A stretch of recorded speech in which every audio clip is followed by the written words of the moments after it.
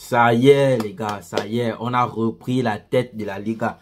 Salut à tous, j'espère que vous allez bien. Moi ça va. Le Barça vient de s'imposer 1-0 face au Rayo Vallecano. C'était du gros n'importe quoi. Je vais pas vous mentir, sur ces matchs, je n'ai pas reconnu le FC Barcelone. J'ai pas compris qu'est-ce qui s'est passé durant ce match. Un match qu'on vous dominait pourtant, mais comment on a galéré à obtenir notre victoire, à maintenir notre victoire. Mais comme quoi, le plus important, on va retenir à la fin, ce sera le fait qu'on a gagné ce match. Comme on dit souvent, c'est aussi important de pouvoir gagner, même quand on joue mal. Mais pour ce match, c'est un peu en deux temps. Parce qu'en vrai, la première mi-temps, on a très bien joué. Déjà, avant d'aller dans tout ça, pour les personnes qui passent ici pour la première fois, frère, moi je fais du débrief sur les matchs du Barça et du Real de Madrid. Bon, débrief et actualité. Donc frère, tu n'hésites pas, tu t'abonnes, tu mets un like, tu mets un commentaire. Ça aide le référencement YouTube et surtout, ça soutient la chaîne. Donc, comment j'ai fait la formation des bases, on va pas se mentir. J'ai vu Kanté flic aligné, ceux qui se rapprochaient le plus de son 11 titulaire. Bon, à part Jules Koundé qui l'a mis au repos, mais pour tout le reste, c'est ce qui semble être son 11 titulaire. C'est ce qui semblait être son 11 titulaire du moment. Avec votre joueur que moi je n'aime pas, qui se trouve dans la cage, Szczęsny. Mais pour tout le reste, c'est plus ou moins ce qu'elle a à ce moment. Vu que apparemment, Dani Olmo a aussi sauté du 11 titulaire. Et puis, comme il s'appelle, Casado aussi a sauté. Et c'est maintenant Pedri accompagné de Gavi et Frenkie de Jong. Bref, en tout cas, une équipe assez compétitive. Ça montre que le Barça prenait au sérieux ce match. On a commencé le match, on a mis de la pression.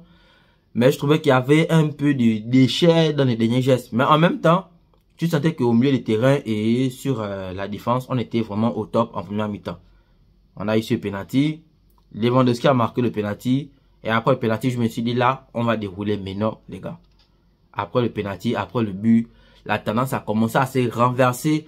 On commençait à laisser un peu plus bon, on va dire des sements d'opportunité, un peu plus de la balle à l'adversaire. Je sais pas trop pourquoi.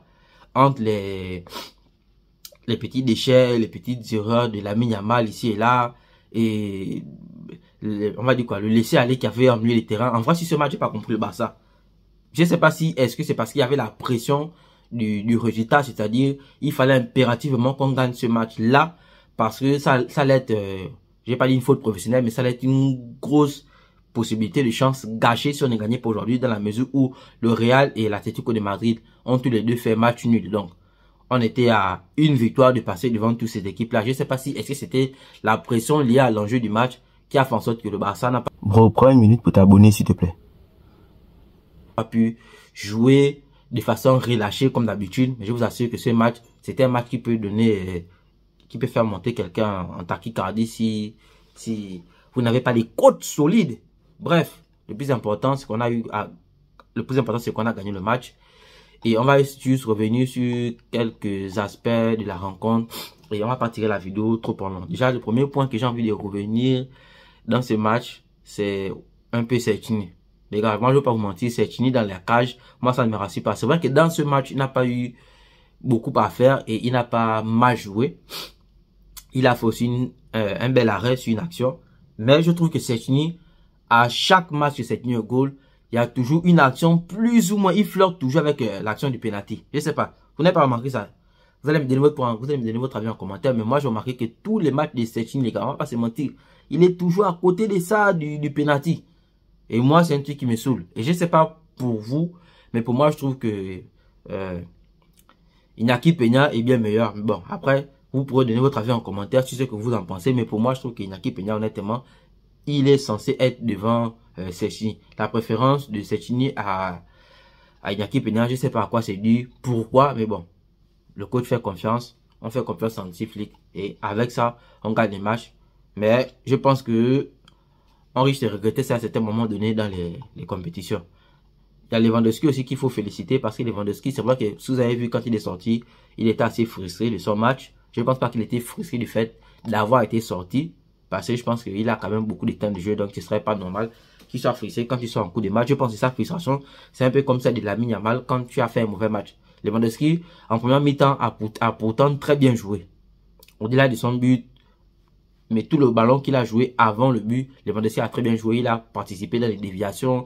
Des fois, il a fait des combinaisons entre, comment il s'appelle, Inigo Martinez qui donne le ballon, il casse plusieurs lignes, il donne la balle à Lewandowski, Lewandowski dévie en une seule touche de balle pour Baldé, mais bon, malheureusement après, l'action ne s'est pas bien produite. En tout cas, il a eu à participer dans le jeu à 2 ou 3 actions assez chaudes et tout, des déviations et tout ça. Lewandowski a fait un très beau match en première mi-temps, mais en deuxième mi-temps, quand le Barça commence à moins bien jouer, avant même la deuxième mi-temps après le but, quand le Barça commence à moins bien jouer, commence à concéder la balle, laisser la balle à l'adversaire, laisser les occasions à l'adversaire, à ce moment, Lewandowski, il devient inexistant, il se retrouve sans ballon, il se retrouve vraiment comme, on va dire quoi, un mec qui est juste là sur le terrain, qui court et tu as l'impression qu'il ne participe au jeu.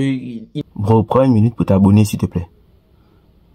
Il ne sert à rien, alors qu'en vérité, il est juste on va dire quoi, le reflet de l'attitude globale de l'équipe. Et comme c'est pas un mec de côté, c'est pas un mec qui dribble, c'est pas un gars qui est au milieu du terrain, même quand il décroche, à ce moment-là, il paraît inexistant dans le match. Donc, c'est dommage pour lui, mais le plus important que je retiens de Lewandowski, comme moi j'ai toujours dit, Lewandowski, le point le plus important, c'est que quand il faut marquer le but, il a marqué le but. C'est vrai qu'il a marqué sur penalty, mais n'empêche que il fallait transformer le penalty. Vous avez vu que même le penalty, ça a touché le poteau, les gars. On est passé à ça de même pas marquer dans ce match-là.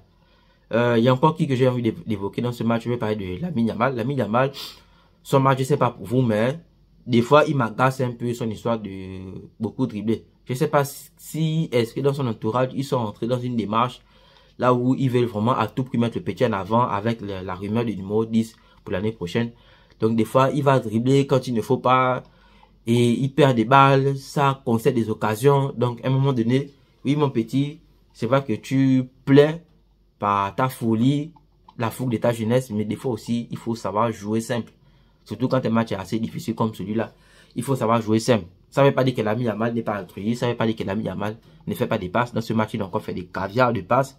Il a essayé de frapper. Bro, prends une minute pour t'abonner s'il te plaît. Mais des fois aussi, il frappe quand il ne faut pas frapper. Mais n'empêche que Lamine Yamal, en fait là je critique juste Lamine Yamal sur ce match. Je n'ai pas dit que Lamine Yamal ne joue pas bien. Il joue bien. De façon générale, c'est un joueur qui est irréprochable. Mais quand même sur ce match, des fois on peut... C'est la même chose pour Rafinha. Rafinha a fait un bon match, mais une bonne partie du match, il a été quasiment inexistant. Le seul gars qui a fait un match complet du début jusqu'à la fin, ça reste encore Pedri, qui a été vraiment au top du début jusqu'à la fin. Il y a une action là où il a fait une passe laser à Lewandowski. Non, Pedri, c'est vraiment le top du milieu de terrain en ce moment. Et c'est vraiment à féliciter, non seulement la qualité du jeu qu'il produit, mais remarquez que Pedri, c'est le gars qui ne s'est pas blessé depuis le début de la saison. Et ça montre qu'il a vraiment appris sur son corps, comme il dit en interview, qu'il a vraiment appris sur son corps, sa gestion. Il sait quand il faut faire les efforts, quand il ne faut pas faire les efforts. Gavi, que dit de Gavi? Gavi, c'est le joueur qui me fatigue, mais il me fatigue dans le bon sens du terme. Il me fatigue un peu dans le mauvais sens parce que Gavi n'arrive pas à terminer les matchs sans prendre un jaune. Une fois qu'un match a un enjeu particulier, c'est vrai que chaque match a des enjeux, vous allez dire, mais quand il y a un enjeu particulier dans un match, frère, tu peux être sûr que Gavi va faire une gaffe, il va prendre un carton jaune, bête. Mais après, c'est sur le joueur combatif, il t'a mis des tacles. Quand il fallait, il s'est aller au choc, il sait se sacrifier, il s'est donné de lui-même sur le terrain et ça reste à féliciter. Bref, on va pas trop tirer dans cette vidéo. Le Barça a gagné, c'était le plus important. On se retrouve encore à nouveau premier de la Liga. J'espère que cette fois-ci, on va maintenir le cap jusqu'à ce que on rencontre l'une de ces deux équipes, donc le Real et l'Atlético de Madrid dans les derbies. Et puis, si on peut encore fracasser le Real, ce serait une très bonne chose. C'était tout pour la vidéo. Merci d'avoir regardé. Merci de mettre un like. Merci de mettre un j'aime, de mettre un commentaire. Et les personnes qui passent par ici pour la première fois, frère, tu peux t'abonner. Ça me va droit au cœur. On est ensemble. Visca Barça.